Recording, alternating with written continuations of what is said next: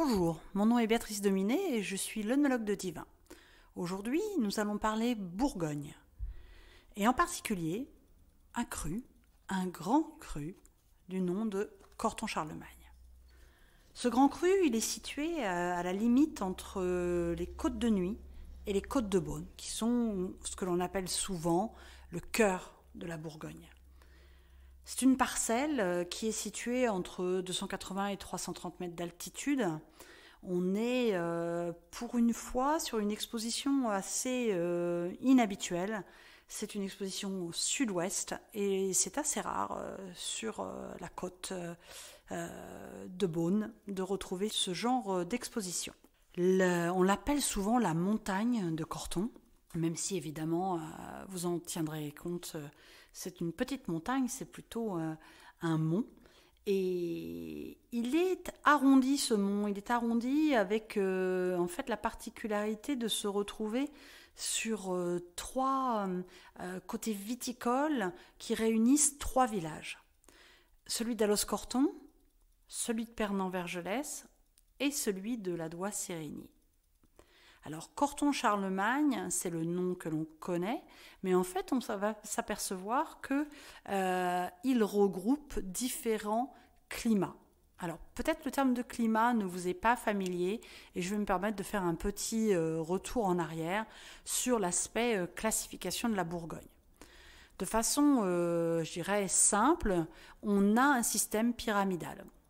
À la base de cette pyramide, on a tout ce qui est appellation régionale. Donc, par exemple, Bourgogne, ou Côte de Nuits, ou Côte de Beaune, quelque chose d'assez large.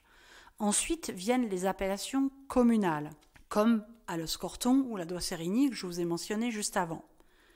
Puis, sur ces communes, nous avons des parcelles qui ne sont pas toutes équivalentes les unes aux autres. On appelle ça donc des climats.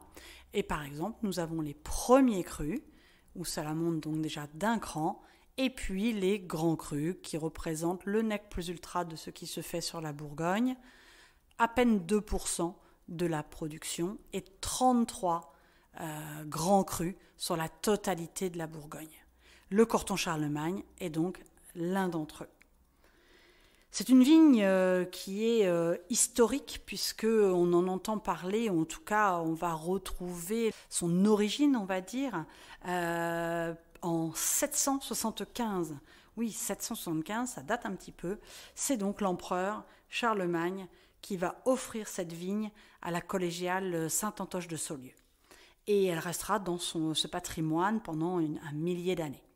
Donc on est sur quelque chose de très ancien. Et ce fameux Corton-Charlemagne, il réunit donc différents climats. Le Charlemagne, en Charlemagne et quelques climats voisins. Pas facile à comprendre que des noms aussi proches soient finalement distingués sur le parcellaire de manière différente. On va en retenir juste un nom, le Corton-Charlemagne, ça sera plus simple. C'est un terroir qui est assez pentu, on a 20 à 23% de pente.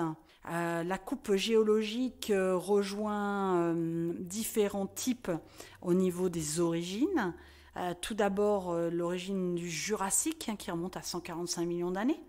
C'est la partie qui va entre Ladois-Sérigny et une autre commune assez connue qui est Meursault. Puis nous avons aussi une partie de Marne, des terroirs qu'on retrouve beaucoup en Bourgogne, dont la couleur varie du jaune à l'ocre, au brun, et qui est assez riche en argile. Et pour finir, sur cette dernière partie de coupe géologique, nous avons aussi un banc calcaire qui alterne avec des marnes. Donc le côté marno-calcaire, c'est assez traditionnel sur la Bourgogne. Ici, sur ce vin, nous sommes au domaine Musard. C'est un domaine très ancien. C'est une très vieille famille centenoise, donc du village de Centenay, où l'on est viticulteur en fait de père en fils depuis 9 générations. Je crois que la première trace que l'on a de cette famille-là date de Jacques Musard en 1645. Donc aujourd'hui, ce sont 2 frères qui sont à la tête de ce domaine-là, un domaine qui fait 17 hectares, ce qui peut paraître pas énorme, mais sur la Bourgogne, c'est déjà un joli domaine. Et sur cette cuvée de Corton-Charlemagne dont on parle aujourd'hui, On a une robe qui est très jolie, un or pâle avec des reflets verts. Le bouquet est délicat, on est sur des notes beurrées, de pommes au four, d'agrumes, de tilleul et même de miel. C'est un vin qui est sec, mais qui a aussi une certaine rondeur, une belle vivacité. C'est un vin concentré, c'est un vin avec un bel équilibre et une très belle longueur. C'est un vin, comme vous l'aurez compris, de haut de gamme, c'est un vin de haut niveau. Et moi, j'y associe des plats, évidemment, qui sont de ce même type, comme du homard, de la langouste. On peut faire un peu plus simple avec du crabe, ou alors avec une belle volaille, du veau aussi, avec une petite sauce crémée. Je pense qu'avec cet ensemble-là, vous avez de quoi vous faire plaisir. Alors je vous souhaite une belle dégustation et à très vite pour un nouveau podcast.